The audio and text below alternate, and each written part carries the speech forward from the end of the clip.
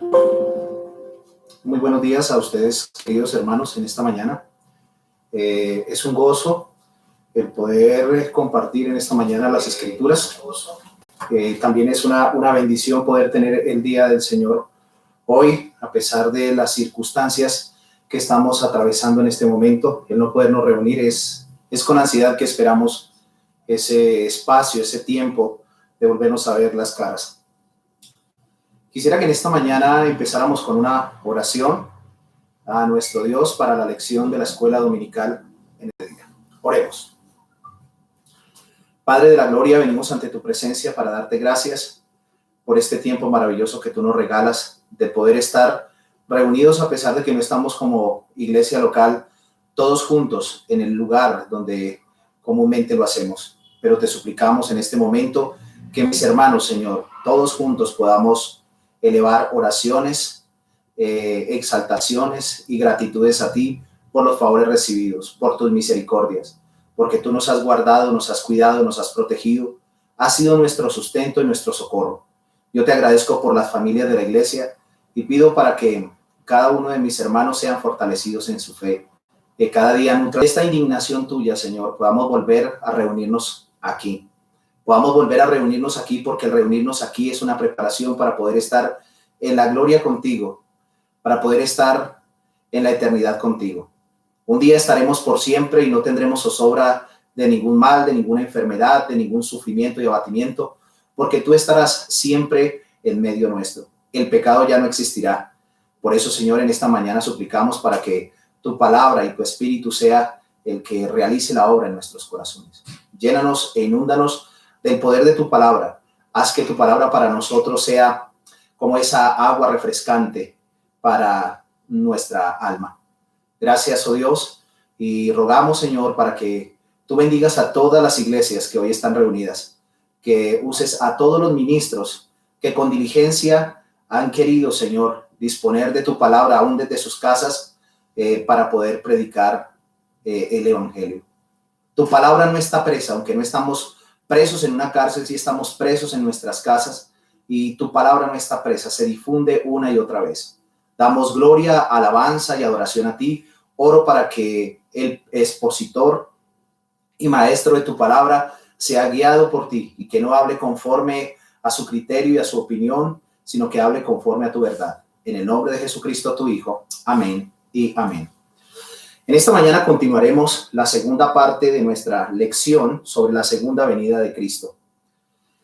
La segunda venida de Cristo, como lo dice el apóstol Pablo allí en la epístola a los tesalonicenses. Quiero que me acompañen en esta mañana allí a primera a Tesalonicenses. Primera epístola del apóstol Pablo a los tesalonicenses. El capítulo 4, versículo 13 dice la palabra del Señor de la siguiente manera. Tampoco queremos, hermanos, que ignoréis acerca de los que duermen, entiéndase los que han muerto, para que no os entristezcáis como los otros que no tienen esperanza. Porque si creemos que Jesús murió y resucitó, así también traerá Dios con Jesús a los que durmieron en él. Por lo cual os decimos esto en palabra del Señor, que nosotros que vivimos, que habremos quedado hasta la parusia o parusia del Señor, que esa es la palabra originalmente, no precederemos a los que durmieron. Porque el Señor mismo con voz de mando, con voz de arcángel y con trompeta de Dios descenderá del cielo, y los muertos en Cristo resucitarán primero. Luego nosotros los que vivimos, los que hayamos quedado, seremos arrebatados juntamente con ellos en las nubes para recibir al Señor en el aire, y así estaremos siempre con el Señor.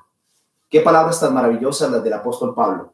Como lo decía inicialmente, esta es la segunda lección y posiblemente no lo alcance a terminar esta segunda lección hoy. Por lo tanto, quedaremos en una postrera lección. Recordando el desarrollo de nuestro estudio, voy a ponerlos en contexto. Aquellos que bosquejaron mi estudio hace 15 días, recuerdan que expusimos 4 puntos acerca de la segunda venida de Cristo. Primero estuvimos viendo el hecho de su venida que tiene que ver, y versículo 11. Dice la escritura allí en Hechos 1, 10 y 11. Estando ellos con los ojos puestos en el cielo, entre tanto que él se iba, aquí se pusieron junto a ellos 2 varones con vestiduras blancas, los cuales también dijeron, varones galileos, ¿por qué estáis mirando al cielo? Estos varones proclamaron que Jesucristo vendría por segunda vez. Este mismo Jesús que ha sido tomado de vosotros al cielo, así vendrá como le habéis visto ir al cielo. Ese es el evento que nosotros esperamos. Ese es el magnífico evento que nosotros como creyentes, como cristianos conservadores esperamos. La aparición física y visible de nuestro Salvador Jesucristo para llevarnos en gloria, para gozar de los cielos nuevos y la tierra nueva. Porque la Biblia dice que nosotros todavía gozamos de los poderes del siglo venidero, que nosotros como creyentes en este tiempo, gozamos de los poderes del siglo venidero. Y qué interesante porque es una realidad, no es un mito. Aunque burladores han salido que a través de la historia de la iglesia que han argumentado que la venida de Cristo es un mito. Nosotros los creyentes bíblicos, históricos, que nos ceñimos a la luz de las Escrituras, consideramos claramente que las Escrituras enseñan que Jesucristo vendrá por segunda vez para traer juicio a la humanidad y para llevarse a su iglesia, para estar con ella por toda la eternidad. Para Él poner su morada definitiva en medio nuestro y acabar con el pecado, con la maldad, acabar también con las enfermedades, con las guerras y todo este tipo de cosas que se ven. Ya no sufriremos. En la clase pasada hablamos sobre el objetivo o el propósito de la enseñanza que estamos desarrollando. Y el propósito de la enseñanza, lo dijimos, es que conozcamos esa esperanza bienaventurada. Esta enseñanza que estamos desarrollando no está leudada ni con fantasías, ni con numerología, ni tampoco con opiniones personales. Aunque no es fácil desarrollar este asunto, porque hay diversidad de escuelas, hay diversidad de pensamientos, pero todos en conjunto creemos que Jesucristo vendrá por segunda vez. El orden de los eventos no altera el resultado. Creo que todos nosotros, una gran mayoría, creemos que Jesucristo vendrá física y visiblemente a este mundo. Vendrá a juzgar a los vivos y a los muertos, a resucitar a los vivos y a los muertos y a llevar a su iglesia para estar con él, con ella en gloria. Entonces, esta enseñanza no tiene como propósito crear en ustedes fantasías e imaginaciones personales, mucho menos llenar la curiosidad de aquellos que están un poco angustiados y preocupados si esto tiene que ver con la situación de eventos escatológicos. Hay gente que se acerca a las escrituras como se acercan los brujos, permítanme utilizar esta ilustración como una bola de cristal para saber cuál será o qué será lo que va a pasar mañana. Creo que las escrituras no están para llenarnos de curiosidad. De hecho, la misma palabra de Dios dice que ellas fueron dadas y que son inspiradas por Dios y que fueron dadas para enseñar, para redarguir, para corregir, para instruir en justicia, a fin de que el hombre de Dios sea completo, enteramente preparado para toda buena obra. Entonces, el propósito de las Santas Escrituras, la inspiración divina, es instruirnos para vivir la vida que Dios agrada. A nosotros los que ya somos salvos. A los que no son salvos, traerlos a salvación para que puedan experimentar la gracia de nuestro Dios. Y asimismo también luego, seguidos, ser instruidos con la verdad de Dios. Creo que aquí estamos siendo preparados para gozar de las glorias futuras con Cristo en la eternidad. Creo que nosotros como iglesia en este momento estamos siendo preparados para ser llevados con el Señor. Qué interesante. Hoy anhelo poder estar con ustedes todos reunidos, poderles ver, poderles abrazar, poderles saludar, pero parece que estuviéramos en una cárcel. Y todos estos eventos, todas estas circunstancias, todas estas providencias están decretadas por Dios. No están alejadas tampoco del aspecto escatológico. Ahora, otra cosa importante después de pasar de los objetivos es memorizar el pasaje que les di, Hechos 1, 10 al 11. Ese texto, entre otros que hablan de la segunda venida de Cristo, debe ser nuestro pensamiento. Creo que el creyente que ha perdido la esperanza de que Cristo vendrá por segunda vez, esa persona vive como los burladores. Y para poder entender cómo vivían los burladores es importante que vayamos a la epístola del apóstol Pedro, allí en segunda de Pedro, el capítulo 2, que nos describe cómo son esos burladores. Bueno, muy bien, recordándoles a ustedes el bosquejo y el desarrollo de la enseñanza, no voy a tomarme el tiempo en cada punto que ya desarrollé. Simplemente voy a citar algún pasaje. Ya vimos el hecho de su venida. Ya nos hemos dado cuenta que las escrituras proclaman que Cristo vendrá por segunda vez. En la ascensión de Cristo, los ángeles proclamaron a los discípulos que Cristo vendría por segunda vez. Y no solamente él, el escritor a los hebreos, también el mismo Cristo, en Mateo capítulo 24, él profetizó de su venida. Ahora, el segundo punto que nosotros desarrollamos fue la forma de su venida. En primer lugar, dijimos que Cristo vendría visible o corporalmente, no espiritualmente, como algunas sectas han pretendido enseñar. Cristo vendrá físicamente. Así lo dijo él y también lo dijeron los ángeles. En Mateo 24:30. Allí en Apocalipsis también Juan lo dijo. Ningún hombre escaparía de verle. Y cuando se habla de que todo ojo lo verá, es todo ojo. No, unos sí y otros no. Cristo vendrá por segunda vez y no se escapará. No se escapará de ningún ojo. Ningún ojo. Su venida no quedará oculta a ninguna persona, ningún ser humano, tanto creyentes como no creyentes. Otra forma de venir es que el Evangelio de Lucas, capítulo 21, versículo 34 y 35, dice que vendrá como un lazo sobre todos los habitantes del mundo.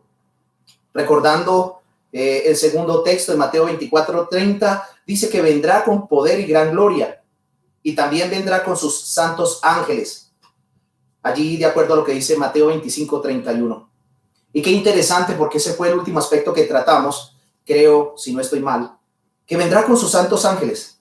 No vendrá con su iglesia. Él vendrá por su iglesia. Y sé que muchos de los que están allí en audiencia posiblemente van a discrepar conmigo respecto a esto, porque algunos han considerado que Cristo, cuando venga por segunda vez, vendrá con sus santos. No, él vendrá por sus santos, para irse con sus santos a gozar de la gloria eterna, los cielos nuevos y la tierra nueva. Bueno, los santos, no él. Él vendrá con sus santos ángeles, de acuerdo a Mateo 25:31. Y el oficio de los ángeles, él vendrá para juzgar, de acuerdo a Mateo 25:31. Y el oficio de los ángeles no solo es acompañarlo y anunciar su venida, sino el oficio de ellos es de reunir a los resucitados, creyentes como no creyentes, es decir, a los vivos, ponerlos vivos allí ante el tribunal de Cristo, de acuerdo a Mateo 25:31. Entonces el propósito angelical cuando Cristo regrese por segunda vez será separar el trigo de la cizaña, los justos de los injustos, las ovejas de las cabras, de acuerdo a Mateo 13:49 y versículo 40 al 39. También como lo dice Mateo 25:32 al 33. Como también el propósito de ellos es arrojar a los condenados al infierno, de acuerdo a Mateo 13:42, en las parábolas del reino lo dice.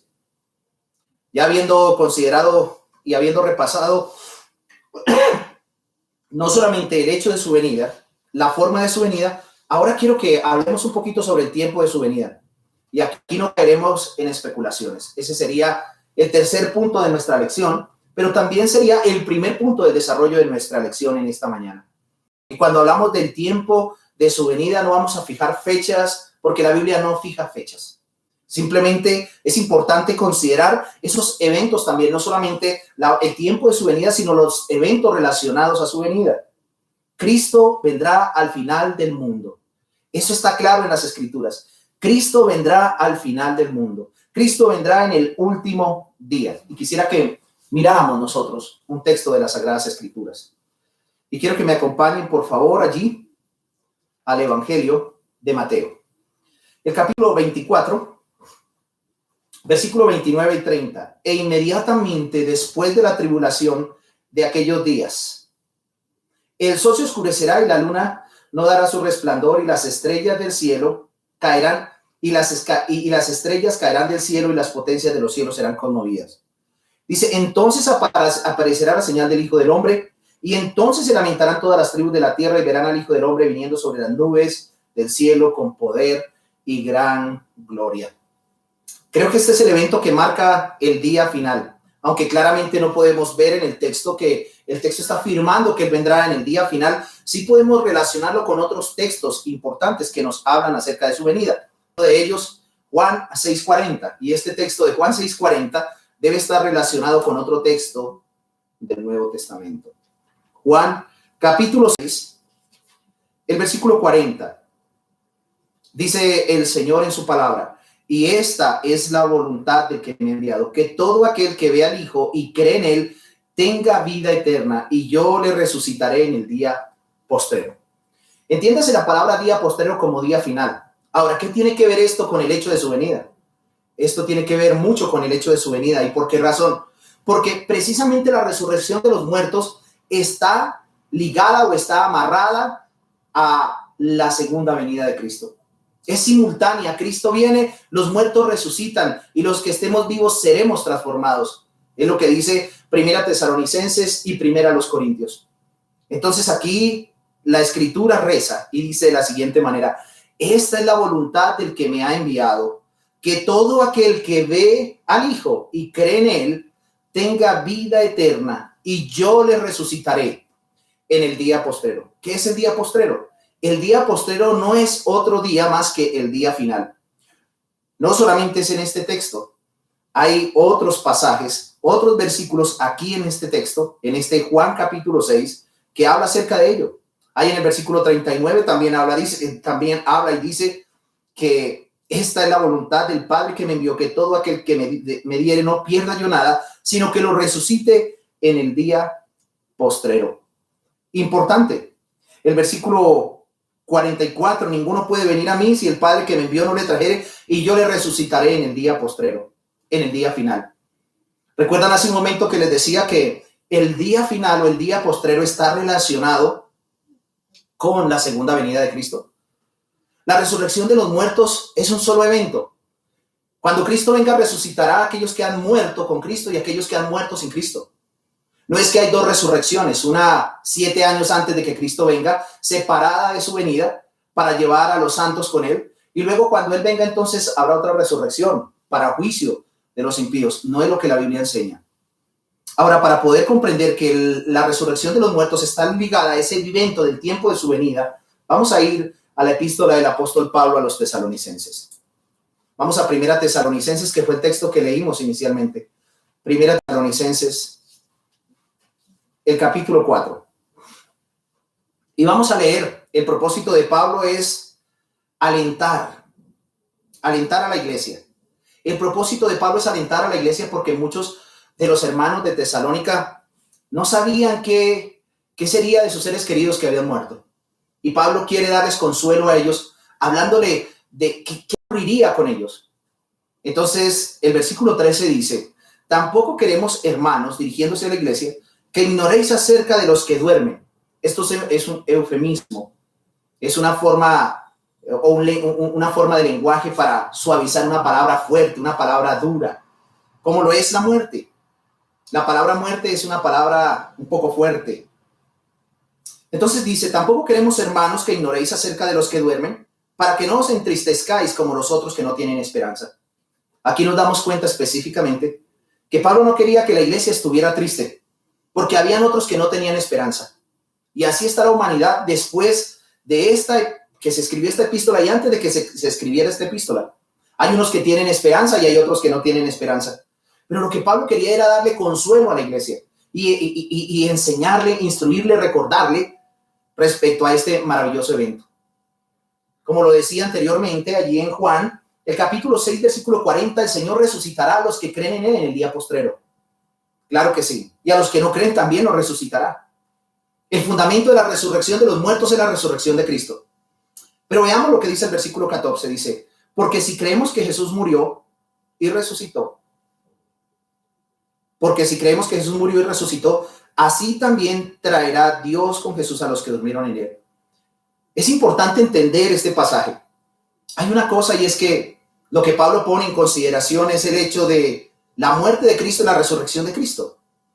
Pone a los tesalonicenses a que consideren que si ellos creen que Jesús murió y no que se quedó en la tumba, sino que resucitó, asimismo lo que está diciendo Pablo en este pasaje es que por causa de que Cristo murió y resucitó, Él traerá, Él resucitará, sería una forma de explicarlo, a los que durmieron en Él, es decir, a los que murieron en Él. Pablo en este pasaje no va a explicar una cosa importante que debemos tener presente, es que Pablo no está explicando la resurrección de los muertos en Cristo, sino que está explicando la resurrección de los muertos en Cristo. porque le está dando consuelo a la iglesia. Es importante tener presente eso. Dice, por lo cual os decimos esto en palabra del Señor. Y es importante porque si ustedes van a Tesalonicenses, segunda, habían bastantes charlatanes, palabreros y mentirosos, así como lo hay hoy. Entonces Pablo dice que esto que les está enseñando es palabra del Señor. Es la verdad de Dios. Es la inspiración divina. Es la que usted tiene hoy en su casa. Por lo cual lo decimos en la mano, en el celular. Por lo cual os decimos esto en palabra del Señor. 2 puntos. Que nosotros que vivimos. Importante. Pablo, mire lo que dice. Que nosotros que vivimos, que habremos quedado hasta la venida del Señor, no nos adelantaremos a los que durmieron. Una de las cosas importantes es que Pablo esperaba estar vivo hasta la segunda venida de Cristo. Y esto nos ayuda a entender un poquito acerca de lo del tiempo de su venida. Porque algunos dicen que la iglesia no va a ser atribulada. Algunos han enseñado que la iglesia no va a pasar por momentos difíciles y turbulentos. Si Pablo esperaba estar hasta la segunda venida de Cristo y comparamos Mateo capítulo 24 y vemos que antes de que Cristo aparezca vendrá una gran tribulación, cual nunca ha existido sobre la humanidad, eso implica que Pablo esperaba seguir sufriendo la tribulación. De hecho, él estaba sufriendo la tribulación. Pablo había sido encarcelado una y otra vez. Los cristianos estaban siendo perseguidos por el Imperio Romano. Por lo tanto, separar la tribulación de la segunda venida de Cristo o darle falsas esperanzas al creyente de la tribulación, de que no va a ser atribulado, es un engaño.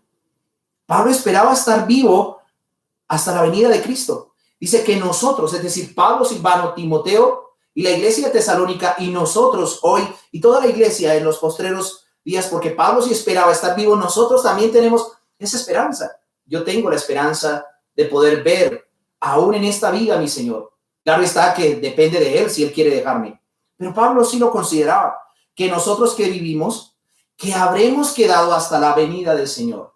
A esa venida del Señor es la palabra parusía, que hace referencia al evento que estamos esperando, la segunda venida de Cristo.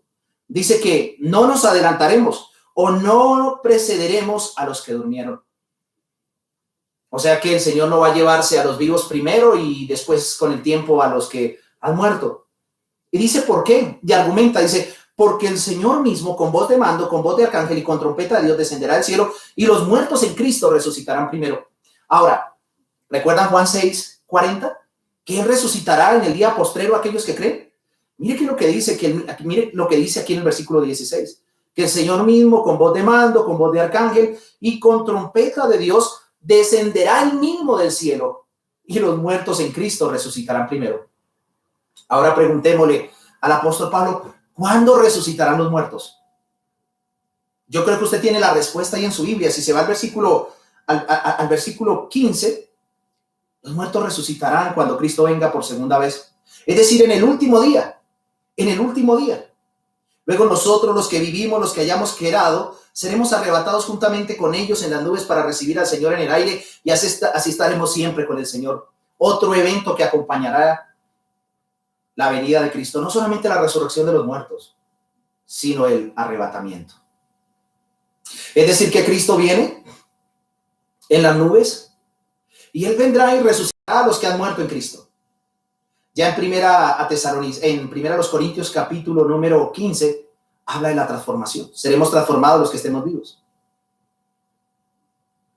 Los muertos resucitarán. Los que estemos vivos seremos transformados. Y luego de ser transformados seremos arrebatados o llevados con el Señor.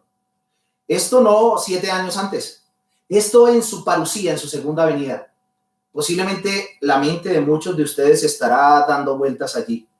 Quiero que interpretemos el texto dentro del mismo contexto. Pablo esperaba ver a Cristo. Y estos eventos están dentro del marco de la segunda venida de Cristo, no aislados de la segunda venida de Cristo. Y dice que seremos arrebatados, llevados, arrancados de la tierra juntamente con ellos en las nubes para recibir al Señor en el aire y así estaremos siempre con el Señor. Qué interesante. Esto ocurrirá en el último día. Y es maravilloso. Es maravilloso poder comprender esto. Asimismo, ceñimos nuestra escatología o nuestros eventos escatológicos más a lo que dice la Escritura que a lo que nosotros opinamos o pensamos.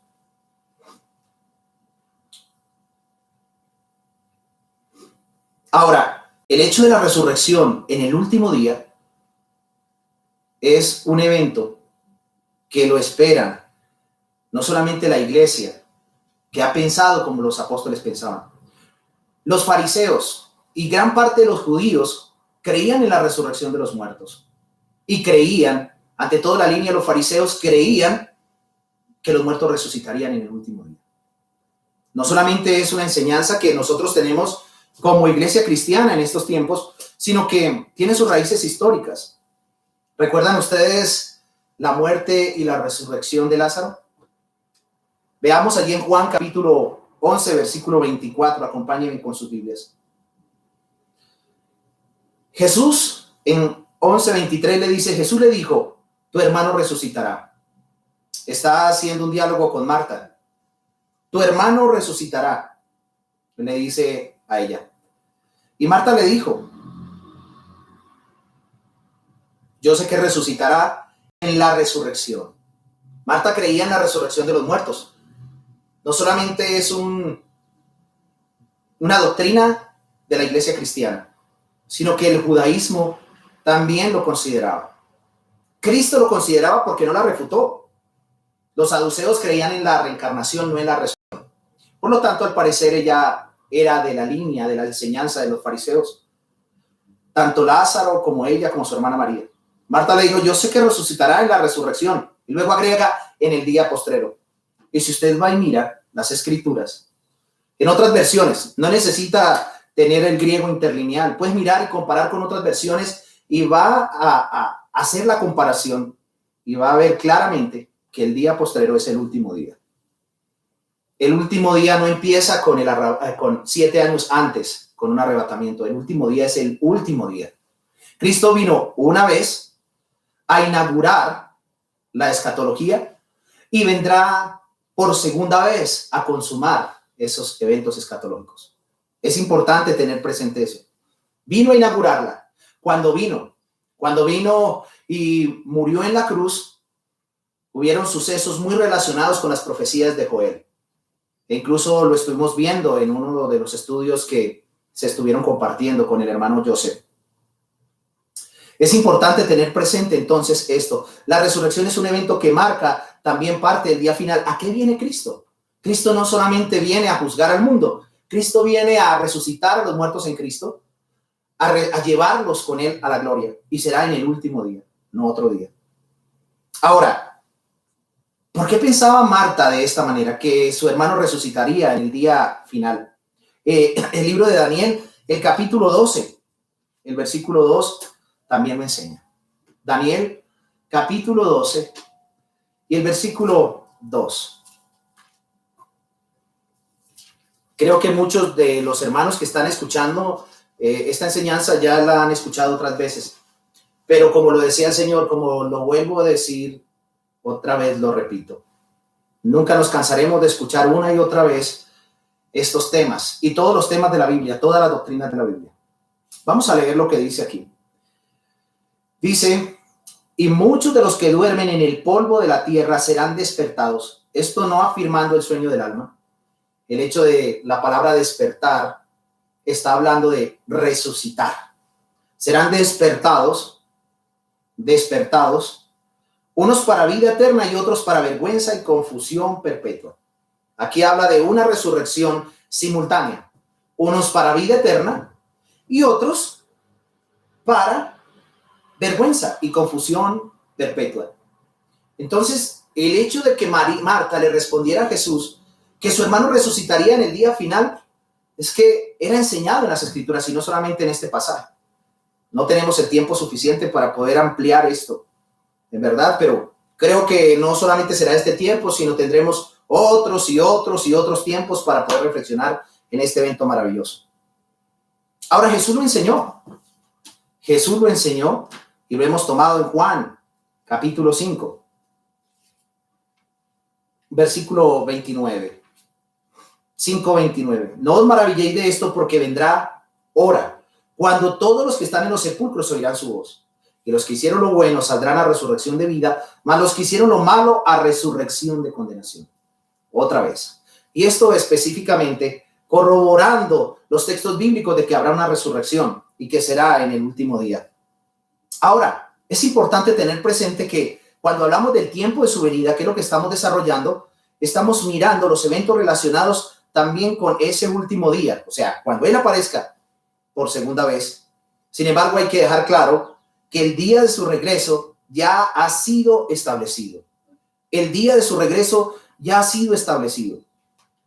Ningún predicador tiene la autoridad para decir cuándo será ese día, porque no está establecido en las Escrituras ello.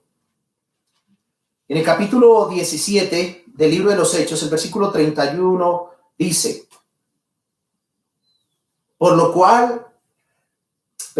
por cuanto ha establecido un día en el cual juzgará al mundo con justicia por aquel varón a quien designó, dando fe a todos con haberle levantado de los muertos. Qué interesante. Hay una cosa y es que vendrá a juzgar. Aquí habla de que un día Él juzgará al mundo. Y si nosotros comparamos este texto con Mateo capítulo 25, el que se le dio, y con Juan 5, el que se le dio el derecho y la potestad de juzgar al mundo, fue a Cristo. Cristo se sentará en su trono a juzgar a las naciones, a todo el mundo. Unos para vida eterna, unos cuando estemos ante el juicio final, Jesús dirá, venid benditos creyentes, heredad del reino. A los otros, apartados de mí, malditos al fuego eterno. Pero estaremos todos. Algunos han enseñado que no, que solamente estarán los impíos. No, allí en el día del juicio no son los israelitas los que van a estar allí. Es todos, ovejas y cabros, y la humanidad está compuesta de la simiente de la mujer, la simiente de la serpiente, las ovejas, los cabros, el trigo, la cizaña. Allí estaremos, todos, sin excepción. Y Él vendrá a juzgar. Allí en el Salmo capítulo 9, versículos 7 y 8, también enseña acerca del juicio. Sin embargo, es importante entender que la fecha no fue revelada. La fecha no fue revelada. Lo decía anteriormente. No podemos pararnos y utilizar los números y decir que un día son tantos años o 1000 años, etcétera. Eso no es potestad nuestra. Creo que la Biblia no nos lleva a ello. Hay cosas misteriosas que no sabemos. Y déjenme decirles a ustedes, permítanme decirles, mis queridos hermanos, que la Biblia, el mismo Cristo, allí en las Escrituras dejó registrado que incluso para Él en su humanidad, su venida era un misterio. Su venida era un misterio. Vamos a mirar lo que dicen las Escrituras. Permítame ir a Mateo capítulo 24. Mateo capítulo 24, el versículo 36 dice, pero el día y la hora nadie sabe, ni aun los ángeles de los cielos, sino solo mi Padre. Importante lo que dice este pasaje. Aquí podemos ver algo importante y es que nuestro Salvador, nuestro Redentor, el Señor, el que vendrá en gloria, del versículo 29 y versículo 30, no llenó la curiosidad de nadie. Y qué bueno que esto haya sucedido así. Qué bueno que estas cosas hayan ocurrido de esta manera. ¿Cómo sería el desenfreno aún de los mismos cristianos si se hubiera fijado la fecha o la hora? Pero no se fijó la fecha y no se fijó la hora, y gracias a Dios, porque los cristianos, y esto es un llamado para el pueblo de Dios, debemos estar preparados como si el Señor viniera hoy. Así lo dijo Martín Lutero. Preparémonos como si el Señor viniera hoy mismo y programémonos como si tardara en venir. La fecha no fue revelada. El cielo y la tierra pasarán, pero sus palabras no pasarán. Cristo vendrá. Cristo vendrá por segunda vez. Y con pasión lo digo, Cristo vendrá. Pero el día y la hora nadie lo sabe. Nadie. Ninguna criatura lo sabe. Y lo que Jesús está diciendo es que es potestad del Padre. El Padre es el que sabe cuándo va a enviar al Hijo. Ahora, Cristo es Dios. Pero en su humanidad, Él tenía esa limitación. Él no le fue dado poder de revelar eso.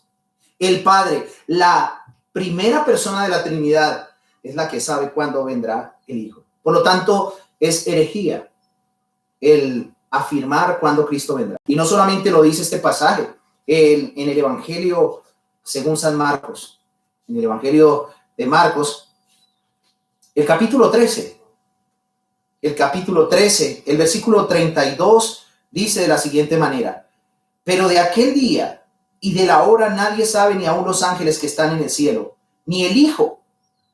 Observen lo que dice el texto en Marcos 13, 32, sino el Padre. El Hijo vino a salvar. El Hijo no vino a anunciar cuándo vendría. O sea, el día y la hora. Él sí vino a anunciar que vendría por segunda vez, pero Él no vino a anunciar el día y la hora. Solamente la primera persona de la Trinidad es la que sabe. Aquí podemos ver la humanidad de Cristo. Así como Cristo es Dios, también es hombre. Y en su humanidad tenía limitaciones intelectuales. Y esta es una de las limitaciones. Él dice, no los sabe el Hijo, sino el Padre. Otro pasaje que puede ser comparado allí, en el apóstol Pablo lo dijo en 1 Tesalonicenses 5:2, en el contexto también de lo que veníamos hablando anteriormente. Mire la exhortación que Pablo hace en 1 Tesalonicenses capítulo 5, después de que en el capítulo 4, versículo 13 al 18, alienta a los cristianos que los que han muerto en Cristo resucitarán y que los que estemos vivos seremos arrebatados. Dice, pero acerca de los tiempos y de las ocasiones, no tenéis necesidad, hermanos, de que yo os escriba. Dice, porque vosotros sabéis, le está diciendo la iglesia, perfectamente que el día del Señor vendrá así como ladrón en la noche. Es importante porque Pablo está utilizando una expresión importante y fundamental. Pablo no está diciendo ni el día, ni la hora, ni la fecha. Dice que Cristo aparecerá como un ladrón en la noche. Claro, un ladrón en la noche, y algunos dirán sin avisar. Claro que sí. Pero miremos para quién. Porque nosotros es lo que vamos a ver acerca de las señales de su venida. Aunque no sabemos ni el día ni la hora, Él sí nos dejó algunas señales importantes, porque Cristo no vendrá como ladrón en la noche para el pueblo de Dios, para la iglesia cristiana, sino que Cristo vendrá como ladrón en la noche para aquellos que están en la oscuridad. Veamos lo que dice el versículo 2, que cuando digan paz y seguridad, vendrá sobre ellos destrucción repentina, como los dolores a la mujer encinta, y no escaparán. Mas vosotros, hermanos, no estáis en tinieblas. Observen lo que dice el pasaje. Mas vosotros, hermanos, no estáis en tinieblas para que aquel día os sorprenda como ladrón. Es interesante que aunque Cristo viene como ladrón en la noche, ese día no será una sorpresa para nosotros. ¿Cuántos de los que están allí sentados en sus casas mirando esta enseñanza han estado con zozobra? Porque creen que Cristo vendrá y los tomará por sorpresa. Él no vendrá como ladrón en la noche, sorpresivamente para nosotros.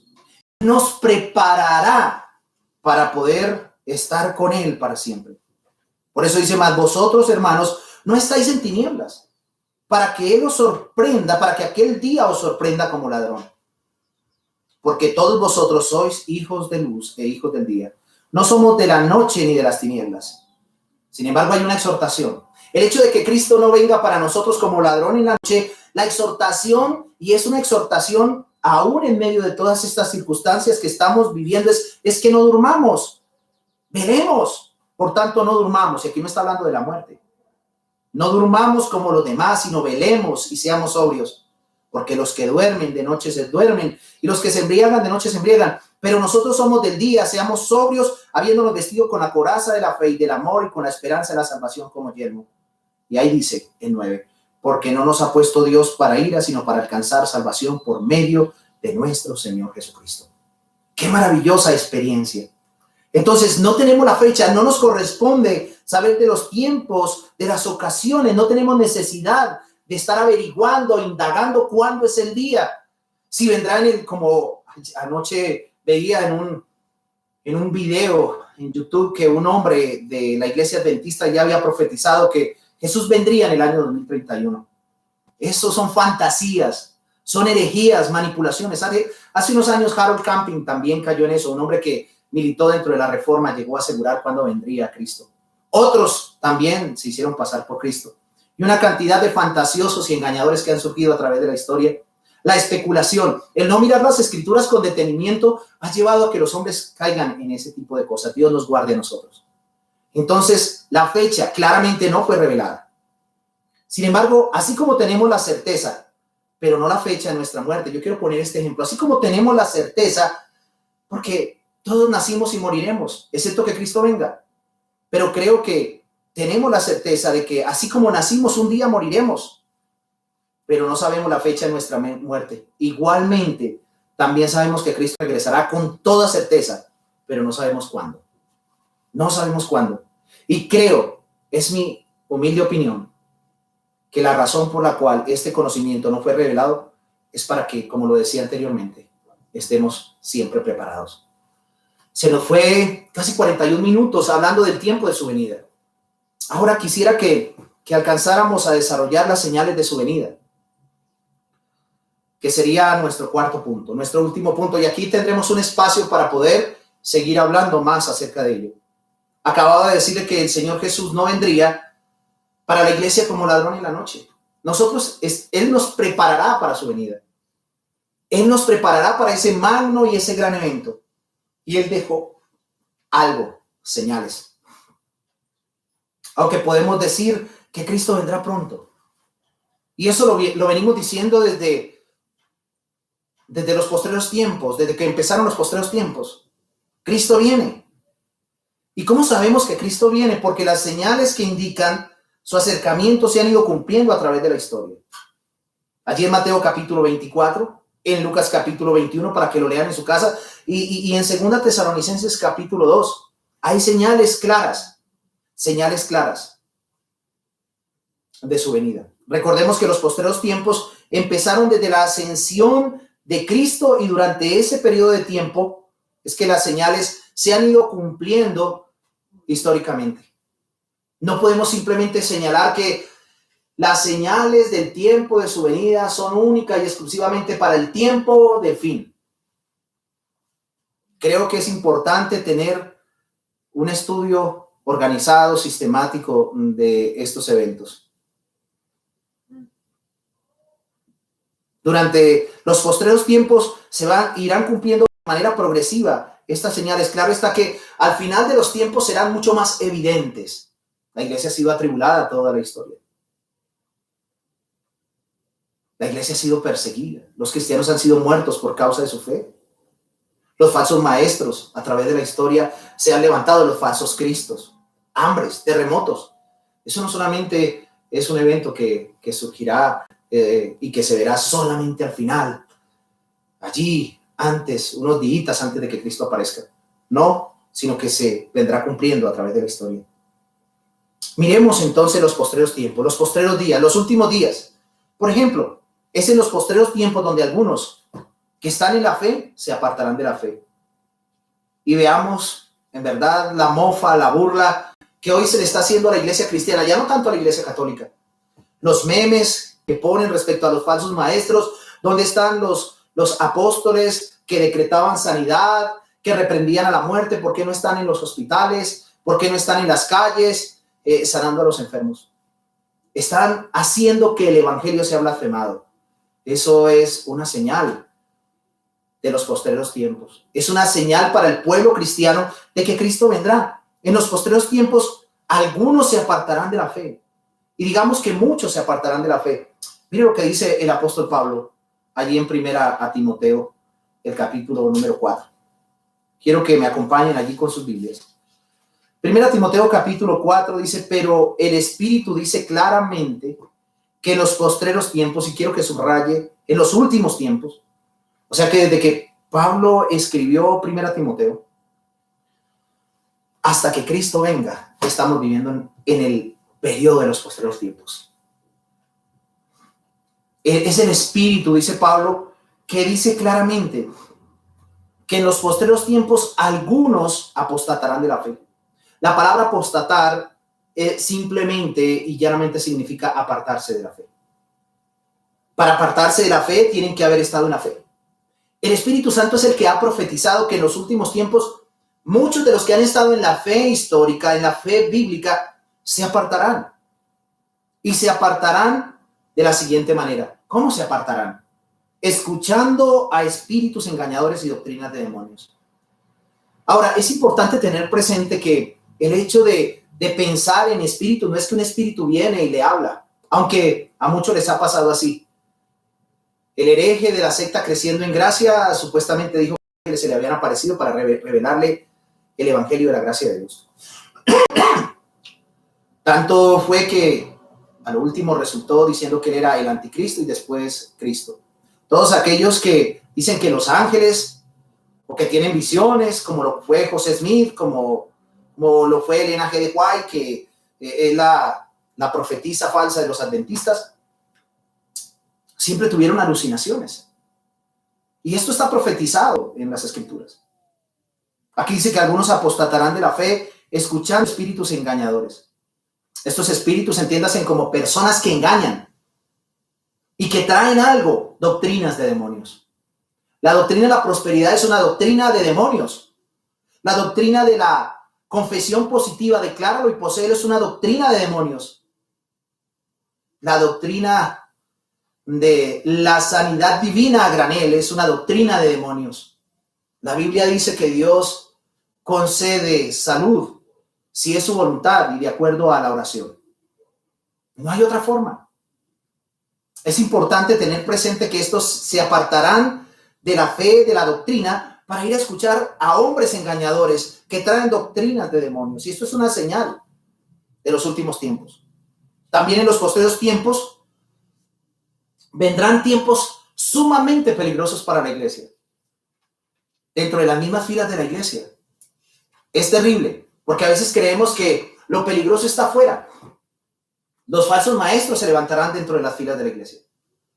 Pero miremos la insensibilidad, la mundanalidad y todo lo que nosotros vemos también dentro de la iglesia, que los cristianos hoy por hoy viven de manera desenfrenada. Y con esto no estoy simplemente señalando y diciendo que yo soy un tipo de querubín protector que nunca peco de ninguna manera. Pero cristianos que están viviendo vidas secretas y ocultas, engañándose a sí mismos, viviendo vidas enfocadas en sus deleites más que Dios.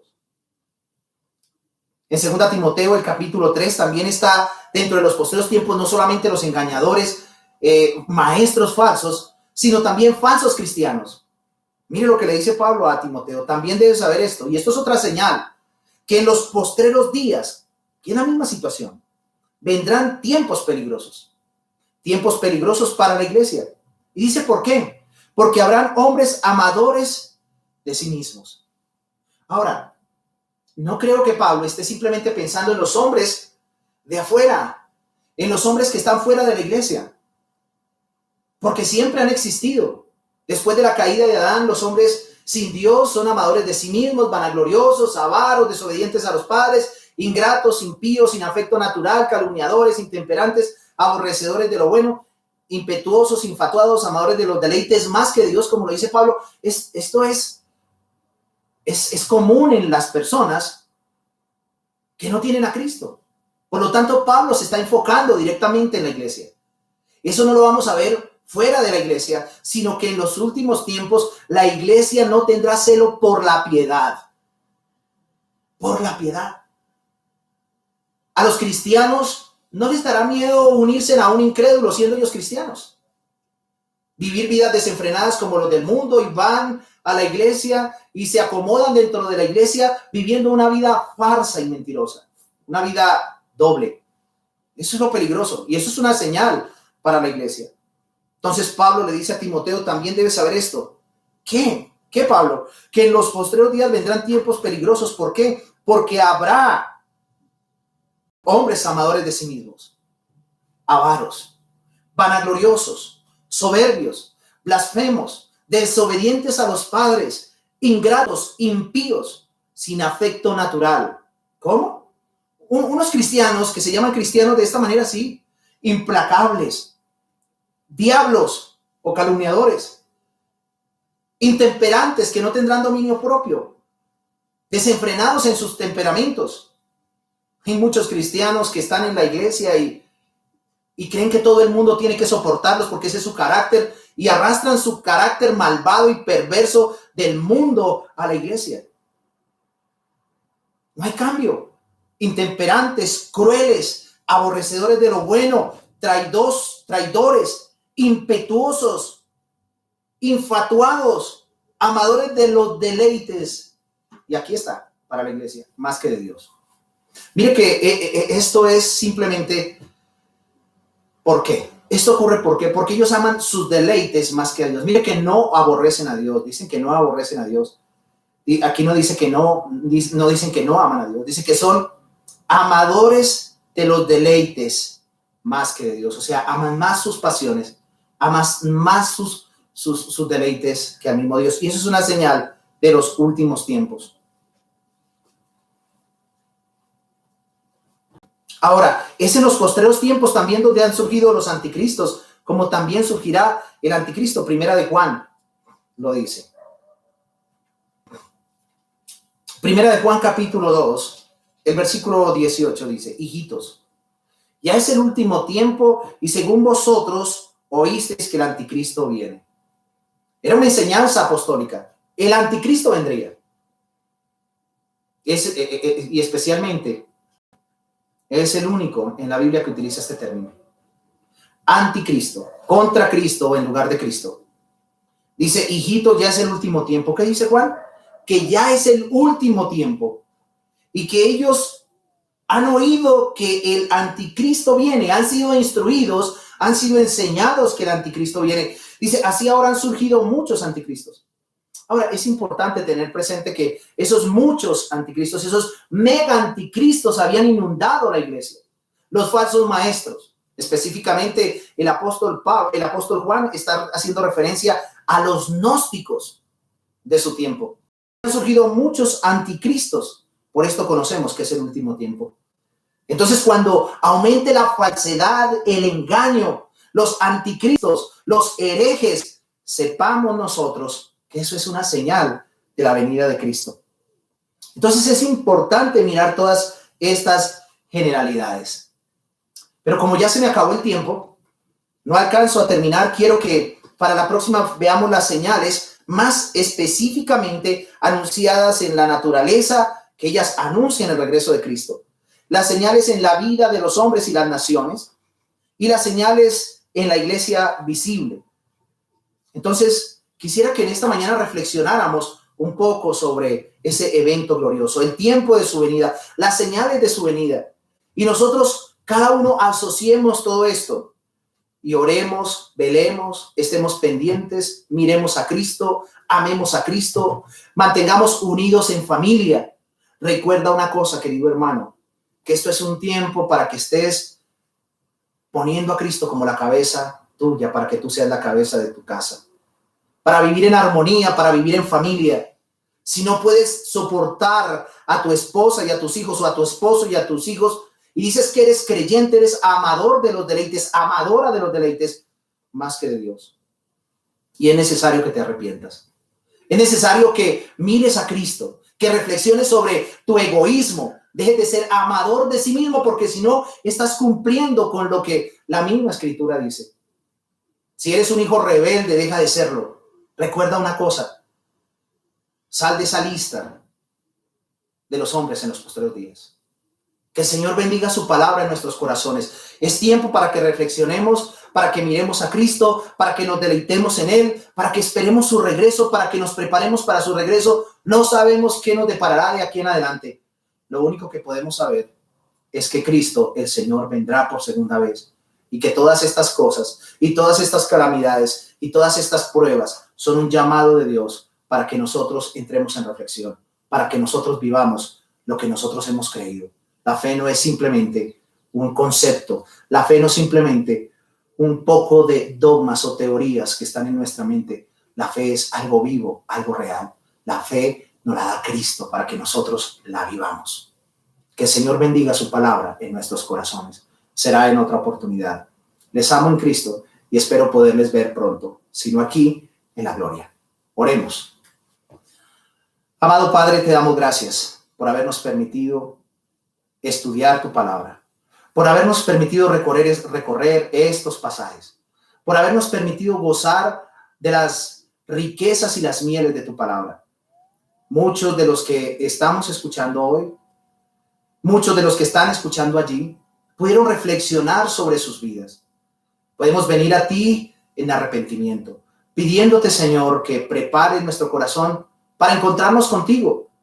Sabemos que estamos atravesando por un tiempo de pandemia y que cualquiera de nosotros puede infectarse y aún morir y estar contigo si así tú lo has determinado. Pero te suplicamos, eterno Señor, para que tú tengas misericordia, para que tú nos ayudes a vivir piadosamente, sabiendo de que todas estas cosas serán conmovidas y lo que hay aquí en la tierra es perecedero. Oramos, Señor, para que la verdad de Cristo sobreabunde en nuestros corazones y que nuestra vida pueda estar rendida a ti diariamente. Oro por las familias, oro por los hermanos en sus casas, por las esposas y esposos, oro por los hijos y oro para que este tiempo sea un tiempo de reflexión. En nombre de Jesús. Amén y amén. Mis hermanos, el Señor les bendiga grandemente. Prepárense ustedes para ahora el culto y